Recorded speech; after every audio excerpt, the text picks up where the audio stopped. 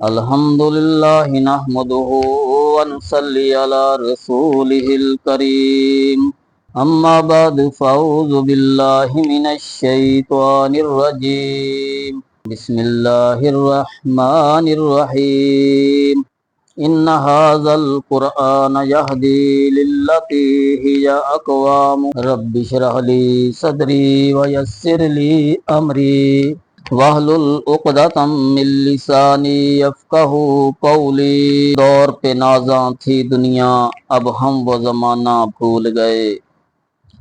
جس دور پہ نازاں تھی دنیا، اب ہم وہ زمانہ بھول گئے۔ اوروں کو جگانا یاد رہا، خود ہوش میں آنا بھول گئے۔ اذاں تو اب بھی ہوتی ہے مسجد کی فضا میں اے انور، جس ضرب سے دل ہل جاتے تھے وہ ضرب لگانا بھول گئے۔ منہ دیکھ لیا آئینے میں پر داغ نہ دیکھا سینے میں، دل ایسا لگایا جینے میں مرنے کو مسلماں بھول گئے۔ میرے نہایت ہی واجب الاحترام دوستو، بزرگوں، ساتھیوں، میرے بھائیوں، قرآن ایک ایسی کتاب ہے جس نے انسانوں کو پستی سے اٹھا کر اوج ثریا پہ بٹھا دیا۔ رب کون ہے یہ قرآن نے بتایا، خدا کیا ہے یہ قرآن نے بتایا، اے انسان تو دنیا میں کس لیے آیا یہ قرآن نے بتایا، تو نے زندگی کس طرح گزارنی ہے یہ قرآن نے بتایا۔ قرآن سے زیادہ جامع کتاب دنیا میں نہیں۔ میرے بھائیوں، کوئی جغرافیہ کی کتاب ہے، کوئی منطق کی کتاب ہے، کوئی فلسفہ کی کتاب ہے، کوئی علم فصاحت کی کتاب ہے، کوئی علم بلاغت کی کتاب ہے، کوئی علم تاریخ کی کتاب ہے، کوئی علم نحو کی کتاب ہے، کوئی علم صرف کی کتاب ہے۔ ایک موضوع ہے، ایک معنی ہے، لیکن دنیا میں ایک کتاب قرآن ہے جس میں جغرافیہ بھی ہے، تاریخ بھی ہے، نحو و صرف بھی ہے، علم و عمل بھی ہے، تاریخ بھی ہے، تیرے آنے کا طریقہ بھی بتایا، تیرے جانے کا مقصد بھی بتایا، تیرے رونے کا مقصد بھی بتایا، تیرے مسکرانے کا مقصد بھی بتایا، تو زندگی کیسے گزارے گا قرآن نے بتایا۔ بیوی تیرے پاس ہے، تو اس کے ساتھ کیا سلوک کرے گا قرآن نے بتایا۔ دکان کیسے کرے گا، حکومت کیسے کرے گا، روٹی کیسے کمائے گا، کھائے گا کیسے قرآن نے بتایا، پیے گا کیسے قرآن نے بتایا۔ یہ قرآن ہے، اسی قرآن نے ایک لفظ بولا ہے، میں اس لفظ کی طرف آپ کو لانا چاہتا ہوں۔ قرآن نے کیا کہا ہے؟ قرآن نے کہا ہے کہ ھذا القرآن ان ھذا القرآن یہدی للتی ہی اقوام۔ یہ کون ہے؟ یہ قرآن خود کہتا ہے۔ اس قرآن نے ذلت و رسوائی میں گری ہوئی انسانیت کو اٹھا کر فرشتوں کا مخدوم بنا دیا۔ اس قرآن نے بنایا، کس نے بنایا؟ اس قرآن نے بنایا۔ ابو جہل نبی کا چچا ہے، کوئی نہیں جانتا، کوئی نہیں پوچھتا۔ ابو طالب نبی کا چچا ہے، کوئی نہیں پوچھتا۔ گورے رنگ والوں کو کوئی نہیں پوچھتا، جمال والوں کو کوئی نہیں پوچھتا، حسن والوں کو کوئی نہیں پوچھتا، رشتہ داروں کو کوئی نہیں پوچھتا، دولت والوں کو سگا چچا ہے کوئی نہیں پوچھتا۔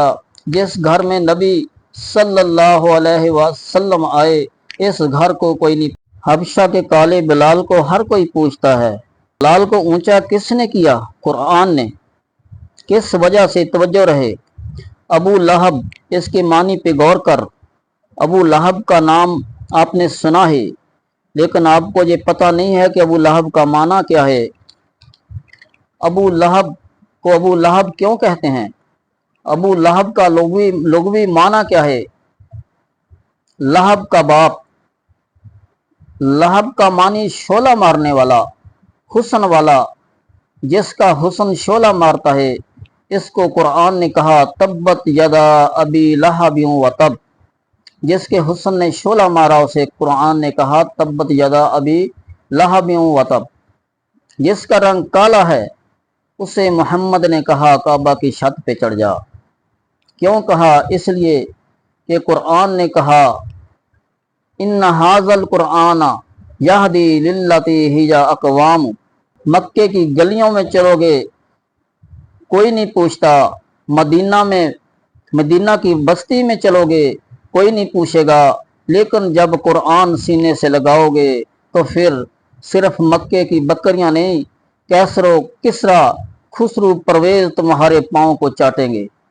قرآن نے انسانیت کو اتنا اونچا کر دیا ہے کہ آج ایک صحابی کہتے ہیں کہ میں مدین کی بستی میں تھا، میں نے قرآن نہیں پڑھا تھا، میں نے کلمہ نہیں پڑھا تھا، میں رسول اللہ صلی اللہ علیہ وآلہ وسلم کا غلام نہیں بنا تھا، میں گمراہ تھا، میں اسلام میں داخل نہیں ہوا تھا، میرے گاؤں کا ہر آدمی پتھر کو سجدہ کرتا تھا، مورت کو سجدہ کرتا تھا، میرے گاؤں کا ہر شخص اپنے ہاتھوں کی بنائی ہوئی مورتیوں کو خدا کہتا تھا، ہم نے ایک بڑا خدا چوک میں کھڑا کیا تھا، ہم صبح اٹھتے تھے اس کو جا کر سجدہ کرتے، ایک دن ہم نے صبح سجدہ کرنے آئے تو ہم نے دیکھا کہ ہمارا خدا غائب ہو چکا ہے، خدا نہیں ہے، اغوا ہو گیا۔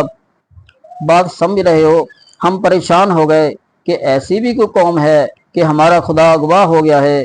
یہ واقعہ میں آپ کو سمجھانا چاہتا ہوں اور یہ حقیقت ہے، یہ واقعہ میں آپ کو ابن حشام سے سنا رہا ہوں۔ ابن حشام میں محمد ابن حشام نے لکھا ہے کہ صحابہ کہتے ہیں خدا غائب ہو گیا، 2 دن 3 دن ہو گئے، اشتہار لگایا، اعلان کیا ایک عدد خدا گم ہو گیا، خدا کہاں ہے تلاش کرو۔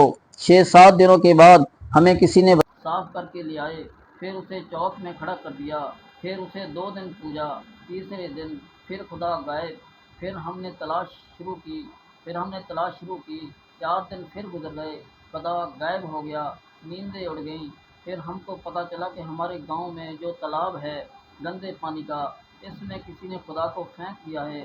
ہم نے پانی نکالا، نیچے خدا پڑا ہے، ہم نے اسے نکال کر اسے دھویا، پھر چوک میں کھڑا کر دیا، پھر اسے پوجنے لگ گئے۔